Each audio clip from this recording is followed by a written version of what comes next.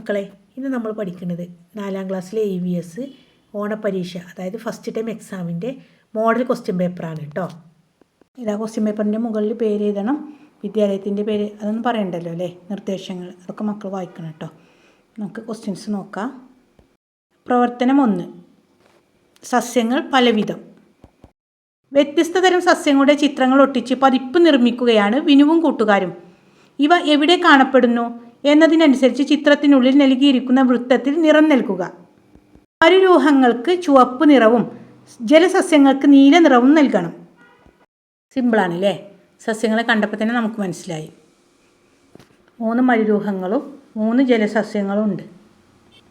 ഇനി B question, മത്സ്യങ്ങൾക്ക് ജലത്തിലൂടെ സഞ്ചരിക്കുന്നതിന് അനുയോജ്യമായ ശരീരഘടനയാണുള്ളത്. താഴെ പറയുന്നവയിൽ നിന്ന് മത്സ്യത്തിൻ്റെ സഞ്ചാരവുമായി ബന്ധപ്പെട്ട് ശരിയായത് തിരഞ്ഞെടുക്കുക. 1. മത്സ്യങ്ങളുടെ ആകൃതി, വാൽച്ചിറക്. 2. ചെകിളപ്പൂക്കൾ, നിറം. 3. കടൽ വെള്ളം, പുഴവെള്ളം. 4. വഴുവഴുപ്പുള്ള ശരീരം, ചിറകുകൾ. ഏതാണ് ആൻസർ? മത്സ്യത്തിൻ്റെ സഞ്ചാരവുമായി ബന്ധപ്പെട്ടാണ്. അപ്പോൾ 1ഉം 4ഉം അല്ലേ? ബി ആണ് ആൻസർ. അടുത്ത് സി. കൂട്ടത്തിൽപ്പെടാത്തതിനെ കണ്ടെത്തി എഴുതൂ. വനം, കുളം, കടൽ, മരുഭൂമി. ആൻസർ കുളം. കുളം ചെറിയൊരു ആവാസ വ്യവസ്ഥയാണ് അല്ലേ? ഇനി പ്രവർത്തനം 1 ബി. അതിജീവനും ജീവികളും. അതിൽ എ. വ്യത്യസ്ത തരം ജീവികൾക്ക് അവയുടെ സാഹചര്യങ്ങളിൽ ജീവിക്കുന്നതിന് അനുയോജ്യമായ ശരീരഘടനയുണ്ട്. താഴെ നൽകിയിരിക്കുന്ന ജീവികൾക്ക് അവ ജീവിക്കുന്ന ഇടങ്ങളിൽ അനുയോജ്യമായ ശാരീരിക സവിശേഷതകൾ എന്തെല്ലാമെന്ന് എഴുതുക. 2 ജീവികളാണ് തന്നിട്ടുള്ളത്. എന്തൊക്കെയാണ്? ക്ലാസ് എടുത്തപ്പോൾ വിശദമായിട്ട് നൽകിയിട്ടുണ്ടല്ലോ. EVS 3 യൂണിറ്റ് എടുത്ത് വിട്ടിട്ടുണ്ട്. അതിൻ്റെ ലിങ്ക് ഡിസ്ക്രിപ്ഷനിൽ നൽകാം. മക്കൾ അതൊക്കെ പോയി കാണണം, നന്നായിട്ട് പഠിക്കണം കേട്ടോ. 1. നീളമുള്ള കാലുകൾ മരുഭൂമിയിലെ ചൂടിൽ നിന്നും ശരീരത്തെ സംരക്ഷിക്കുന്നു. 2. മൂക്കുകൾ ഇഷ്ടാനുസരണം തുറക്കാനും അടക്കാനും കഴിയുന്നതിനാൽ മണൽ ശ്വാസകോശത്തിൽ കടക്കാതെ തടയും. 3. വിസ്തൃതമായ കുളമ്പുകൾ മണലിലൂടെയുള്ള യാത്ര സുഗമമാക്കുന്നു. ഇനിയുണ്ട് അല്ലേ? കൺപോളകൾക്ക് 3 പാളികളുള്ളത്, അതുകൊണ്ട് കണ്ണിലേക്ക് മണൽ കടക്കാതെ സഹായിക്കുന്നു. അതുപോലെ മുതുകിലെ കൊഴുപ്പ് ജലനഷ്ടം തടയുന്നു. ദിവസങ്ങളോളം വെള്ളം കുടിക്കാതെ ജീവിക്കാനും സഹായിക്കുന്നു. നെക്സ്റ്റ് മത്സ്യം. തോണിയുടേതുപോലുള്ള 2 അറ്റവും കൂർത്ത ശരീരാകൃതി, ജലത്തിൽ തുഴയുന്നതിന് അനുയോജ്യമായ ചിറകുകൾ, ശകുലങ്ങൾ ഉപയോഗിച്ച് ശ്വസിക്കുന്നു. ജലത്തിൽ തെന്നി നീങ്ങാൻ സഹായിക്കുന്ന വഴുവഴുപ്പുള്ള ശരീരം. ഇനി ബി ക്വസ്റ്റ്യന്, താഴെ തന്നിരിക്കുന്ന 2 ചിത്രങ്ങളെയും സന്ദർഭം ശ്രദ്ധിക്കുക.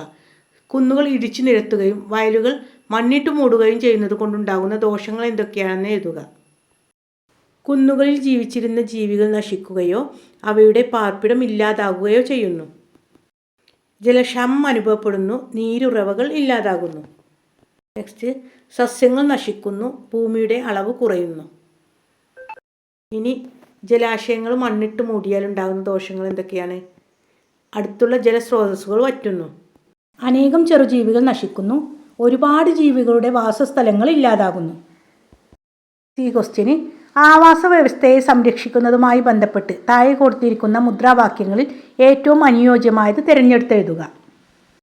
വൈവിധ്യം ആഘോഷിക്കൂ, വന്യജീവികളെ സംരക്ഷിക്കൂ. ബി. വനങ്ങളെ സംരക്ഷിക്കൂ, ജീവൻ നിലനിർത്തൂ. സി. ആവാസ വ്യവസ്ഥ വിവിധ ജീവിക അജീവിക ഘടകങ്ങളുടെ സംയോജനമാണ്. ഡി. പ്രകൃതിദത്തവും മനുഷ്യനിർമ്മിതവുമായ ആവാസ വ്യവസ്ഥകളുണ്ട്. ആൻസർ ബി ആണ്. വനങ്ങളെ സംരക്ഷിക്കൂ, ജീവൻ നിലനിർത്തൂ.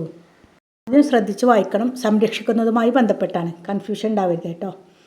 മക്കൾ ഈ കോളത്തിലേക്ക് എടുത്തെഴുതണം. പ്രവർത്തനം 2.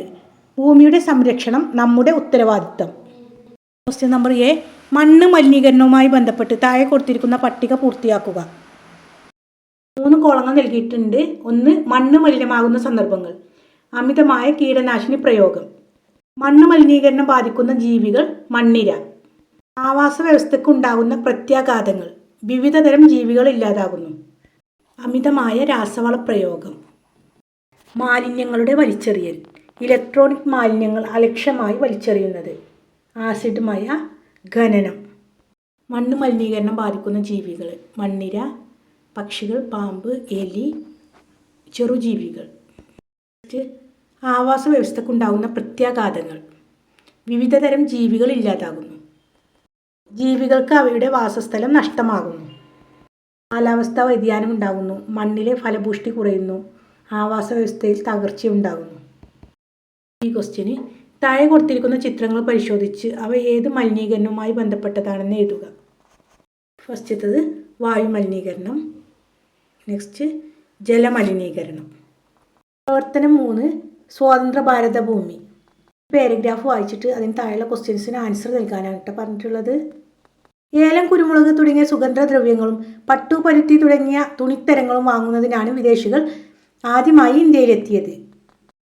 പതിയെ അവർ നാട്ടുരാജാക്കന്മാരിൽ നിന്നും പ്രത്യേക ആനുകൂല്യങ്ങൾ നേടിയെടുത്ത് വ്യവസായശാലകൾ ആരംഭിച്ചു. ഇന്ത്യയിലെ വിവിധ പ്രദേശങ്ങൾ ഭരിച്ചിരുന്നത് നാട്ടുരാജാക്കന്മാരായിരുന്നു. പരസ്പരം പോരടിച്ചത് ബ്രിട്ടീഷുകാർക്ക് കാര്യങ്ങൾ എളുപ്പമാക്കി. ക്രമേണ കൃഷിയും കച്ചവടവും രാജാക്കന്മാരും അവരുടെ നിയന്ത്രണത്തിലായി. പീരങ്കി, തോക്ക് തുടങ്ങിയ മെച്ചപ്പെട്ട ആയുധങ്ങളും യുദ്ധതന്ത്രങ്ങളും ഉപയോഗിച്ച് നാട്ടുകാരെയും നാട്ടുരാജാക്കന്മാരെയും വരുതിയിലാക്കി. കാലങ്ങൾ കൊണ്ട് ഇന്ത്യയുടെ മുഴുവൻ പ്രദേശങ്ങളിലും ബ്രിട്ടീഷുകാർ ആധിപത്യം നേടി. പിന്നീടുള്ള 200ഓളം വർഷം ഇന്ത്യ ബ്രിട്ടീഷ് അധീനതയിലായിരുന്നു. ക്വസ്റ്റ്യൻസിന് ആൻസർ കണ്ടെത്താം. വിദേശികൾ ഇന്ത്യയിൽ എത്തിയതിൻ്റെ പ്രധാന ഉദ്ദേശം എന്തായിരുന്നു? എ. യുദ്ധം ചെയ്യൽ. ബി. നാട്ടുരാജാക്കന്മാരുമായി ചേർന്ന് കച്ചവടം ചെയ്യാൻ. സി. സുഗന്ധദ്രവ്യങ്ങളും തുണിത്തരങ്ങളും വാങ്ങുന്നതിന്. ഡി. വ്യവസായ സ്ഥാപനങ്ങൾ തുടങ്ങാൻ. ആൻസർ സി ആണ്, സുഗന്ധദ്രവ്യങ്ങളും തുണിത്തരങ്ങളും വാങ്ങുന്നതിന്. മക്കൾ എക്സാമിന് കോളത്തേക്ക് ആൻസർ എടുത്ത് എഴുതണം കേട്ടോ. ബ്രിട്ടീഷുകാർ ഇന്ത്യയിലേക്ക് വന്ന സമയത്ത് ഇന്ത്യ നാട്ടുരാജ്യങ്ങളായി ഭിന്നിച്ച് കഴിയുകയായിരുന്നു. ശരിയോ തെറ്റോ? ശരിയാണല്ലേ. ക്വസ്റ്റ്യന് ബ്രിട്ടീഷുകാർക്ക് എളുപ്പത്തിൽ ഇന്ത്യയെ അവരുടെ നിയന്ത്രണത്തിലാക്കാൻ കഴിഞ്ഞത് എന്തുകൊണ്ട്? പീരങ്കി, തോക്ക് തുടങ്ങിയ മെച്ചപ്പെട്ട ആയുധങ്ങളും യുദ്ധതന്ത്രങ്ങളും ഉപയോഗിച്ച് നാട്ടുകാരെയും നാട്ടുരാജാക്കന്മാരെയും വരുതിയിലാക്കി. അതുപോലെ ഇന്ത്യയിലെ നാട്ടുരാജാക്കന്മാർ പരസ്പരം ശത്രുക്കളായി പോരടിച്ചു. ഇതും വിദേശികൾക്ക് എളുപ്പത്തിൽ അവരുടെ ശക്തി വർദ്ധിപ്പിക്കാൻ കാരണമായി. ബ്രിട്ടീഷുകാർ ഇന്ത്യയെ അവരുടെ അധീനതയിൽ നിലനിർത്തിയത് ഏകദേശം എത്ര കാലമാണ്? 200ഓളം വർഷമാണ് അല്ലേ. അപ്പോൾ ആൻസർ ബി ആണ്, 2 നൂറ്റാണ്ട്. പ്രവർത്തനം 4 സ്വാതന്ത്ര്യ സമരങ്ങളിലൂടെ. ക്വസ്റ്റ്യന് ഇന്ത്യയുടെ സ്വാതന്ത്ര്യ സമര ചരിത്രത്തിലെ ഏറ്റവും മഹത്തായ സംഭവങ്ങളാണ് ഉപ്പ് സത്യാഗ്രഹവും ക്വിറ്റ് ഇന്ത്യ സമരവും. ഈ 2 സമരങ്ങളും ഉൾപ്പെടുത്തി കുറിപ്പ് തയ്യാറാക്കുക. എല്ലാ ജനങ്ങൾക്കും ആവശ്യമായ ഉപ്പിന് ബ്രിട്ടീഷുകാർ നികുതി ഏർപ്പെടുത്തി. നികുതി കൊടുക്കാതെ ഉപ്പ് കുറുക്കാൻ ജനങ്ങൾക്ക് കഴിയാതെയായി. ഉപ്പിന് ഏർപ്പെടുത്തിയ നികുതി പിൻവലിച്ചില്ലെങ്കിൽ നിയമലംഘനം നടത്താൻ ഗാന്ധിജി തീരുമാനിച്ചു. 1930 മാർച്ച് 12 ഗുജറാത്തിലെ സബർമതി ആശ്രമത്തിൽ നിന്നും ഗാന്ധിജിയും 78 അനുയായികളും 388 കിലോമീറ്റർ അകലെയുള്ള ദണ്ഡി കടപ്പുറത്തേക്ക് യാത്ര തിരിച്ചു. ഏപ്രിൽ 5 ദണ്ഡി കടപ്പുറത്തെത്തിയ ഗാന്ധിജി ഏപ്രിൽ 6 കടൽ വെള്ളം കുറുക്കി ഉപ്പുണ്ടാക്കി ഉപ്പു നിയമം ലംഘിച്ചു. ഇതാണ് ദണ്ഡി യാത്ര അല്ലെങ്കിൽ ഉപ്പു സത്യാഗ്രഹം എന്ന പേരിൽ അറിയപ്പെടുന്നത്. അടുത്ത ക്വിറ്റ് ഇന്ത്യ സമരം. ഇന്ത്യയുടെ സ്വാതന്ത്ര്യ സമരത്തിന് വേണ്ടിയുള്ള അന്തിമ സമരമായിരുന്നു 1942 ഓഗസ്റ്റ് 9 നടന്ന ക്വിറ്റ് ഇന്ത്യ സമരം. ക്വിറ്റ് ഇന്ത്യ എന്നാൽ ഇന്ത്യ വിടുക എന്നർത്ഥം. ബ്രിട്ടീഷുകാരിൽ നിന്നും ഇന്ത്യയെ മോചിപ്പിക്കുക എന്നതായിരുന്നു ലക്ഷ്യം. ബോംബെയിൽ നടന്ന കോൺഗ്രസ് സമ്മേളനത്തിലാണ് ജവഹർലാൽ നെഹ്റു ക്വിറ്റ് ഇന്ത്യ എന്ന പ്രമേയം അവതരിപ്പിച്ചത്. പ്രവർത്തിക്കുക അല്ലെങ്കിൽ മരിക്കുക എന്ന് ഗാന്ധിജിയുടെ ആഹ്വാനം ജനങ്ങൾ ഏറ്റെടുത്തു. അതിൻ്റെ ഓർമ്മക്കായി വർഷം തോറും ഓഗസ്റ്റ് 9 ക്വിറ്റ് ഇന്ത്യ ദിനമായി ആചരിക്കുന്നു. ക്വിറ്റ് ഇന്ത്യ സമര നായിക എന്നറിയപ്പെടുന്നത് അരുണ ആസിഫ് അലി. ക്വിറ്റ് ഇന്ത്യ സമര നായകൻ എന്നറിയപ്പെടുന്നത് ജയപ്രകാശ് നാരായണൻ. വിശദമായിട്ട് നൽകിയിട്ടുണ്ട്. ഇതിൻ്റെ ഉള്ളിലുള്ള ചോദ്യങ്ങളൊക്കെ മക്കൾക്ക് ക്വിസിനൊക്കെ ഉപകാരപ്പെടും. നമ്മുടെ ചാനലിലൂടെ LSS ക്ലാസ്സിന് പുറമെ എല്ലാ ദിനാചരണ ക്വിസ് വീഡിയോസും നൽകുന്നത് മക്കൾക്ക് അറിയാലോ അല്ലേ. ഇനി സബ്സ്ക്രൈബ് ചെയ്യാതെ കാണുന്ന കുട്ടികളുണ്ടെങ്കിൽ തുടർന്നുള്ള വീഡിയോ ലഭിക്കാൻ വേണ്ടിയിട്ട് എല്ലാവരും ഒന്ന് സബ്സ്ക്രൈബ് ചെയ്യണേ. അതിർത്തി ഗാന്ധി എന്നറിയപ്പെടുന്ന സ്വാതന്ത്ര്യ സമര സേനാനി ആര്? ഖാൻ അബ്ദുൽ ഗാഫർ ഖാൻ. അടുത്തത് പ്രവർത്തനം 5 ഇന്ത്യയുടെ ഭൂപ്രകൃതി. ഭൂപടം നിരീക്ഷിച്ച് ചുവടെ കൊടുത്തിരിക്കുന്ന ചോദ്യങ്ങൾക്ക് ഉത്തരം കണ്ടെത്തി എഴുതുക. ക്വസ്റ്റ്യന് 5 സംസ്ഥാനങ്ങളുമായി അതിർത്തി പങ്കിടുന്ന 2 സംസ്ഥാനങ്ങൾ ഏതെല്ലാം? മധ്യപ്രദേശ്, രാജസ്ഥാൻ. ക്വസ്റ്റ്യന് ഇന്ത്യയിലെ ഏറ്റവും വലിയ സംസ്ഥാനം ഏത്? രാജസ്ഥാൻ. സി. കേരളത്തിൻ്റെ പടിഞ്ഞാറ് ഭാഗത്ത് കാണപ്പെടുന്ന കടൽ ഏത്? അറബിക്കടൽ. ഡി. ബംഗാൾ ഉൾക്കടലുമായി അതിർത്തി പങ്കിടുന്ന സംസ്ഥാനങ്ങളിൽ പശ്ചിമ ബംഗാൾ, ആന്ധ്രാപ്രദേശ് എന്നിവയെ കൂടാതെ മറ്റൊരു സംസ്ഥാനം കൂടി കണ്ടെത്തി എഴുതുക. ഒഡീഷ, തമിഴ്നാട്. ഒന്ന് എഴുതിയാൽ മതി, മക്കൾ പഠിക്കാൻ വേണ്ടിയിട്ടാണ് രണ്ടും പറഞ്ഞത്. ഡി ക്വസ്റ്റ്യന് കേരളവുമായി അതിർത്തി പങ്കിടുന്ന സംസ്ഥാനങ്ങൾ ഏതെല്ലാം? കർണാടക, തമിഴ്നാട്. പ്രവർത്തനം 5 പറക്കും കൂട്ടുകാർ. എ ക്വസ്റ്റ്യന് ടീന തൻ്റെ വീടിൻ്റെ പരിസരത്ത് സ്ഥിരമായി കാണപ്പെടുന്ന വിവിധ തരം പക്ഷികളെ നിരീക്ഷിച്ച് കണ്ടെത്തിയ വിവരങ്ങളാണ് നൽകിയിട്ടുള്ളത്. ഓരോന്നും പരിശോധിച്ച് അനുയോജ്യമായ പക്ഷിയുടെ നേരെ വരച്ച് യോജിപ്പിക്കുക. ഫസ്റ്റ് കോളത്തിൽ ഉയരത്തിൽ പറക്കുന്നു, കൂർത്ത നഖങ്ങൾ, മൂർച്ചയുള്ള ചുണ്ടുകൾ, ഇരയെ റാഞ്ചി പിടിക്കുന്നു. ആൻസർ പരുന്തിൻ്റെ നേരെ വരച്ചിട്ടുണ്ട് അല്ലേ. നെക്സ്റ്റ് കോളം കറുത്ത നിറം, കൂട്ടമായി സഞ്ചരിക്കുന്നു, പരിസരം വൃത്തിയാക്കുന്നു. ആൻസർ കാക്ക. നെക്സ്റ്റ് കോളം ചെറിയ ശരീരം, നീണ്ട ചുണ്ടുകൾ, വേഗത്തിൽ പറക്കുന്നു, പുഴയിൽ നിന്നും കുളത്തിൽ നിന്നും മത്സ്യങ്ങളെ പിടിക്കുന്നു.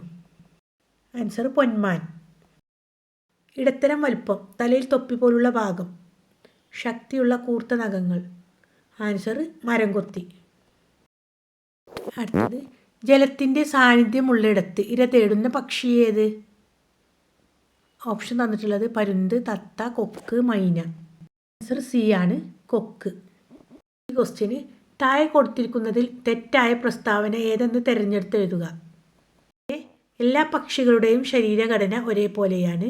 ബി ആഹാര സമ്പാദന രീതിയും പക്ഷികളുടെ ശരീരഘടനയുമായി ബന്ധമുണ്ട്. സി ചില പക്ഷികൾക്ക് നീണ്ടു കൂർത്ത കൊക്കുകളും നീണ്ട കാലുകളുമുണ്ട്. ഡി ജലമുള്ള സ്ഥലങ്ങളിൽ കാണപ്പെടുന്ന പക്ഷികൾക്ക് എണ്ണമയമുള്ള തൂവലുകൾ ഉണ്ടായിരിക്കും. ആൻസർ എ ആണ്, എല്ലാ പക്ഷികളുടെയും ശരീരഘടന ഒരേപോലെയാണ്. മക്കളെ എല്ലാവരും നന്നായിട്ട് പഠിക്കുക. അടുത്ത ക്വസ്റ്റ്യൻസായിട്ട് ഉടനെ വരാം.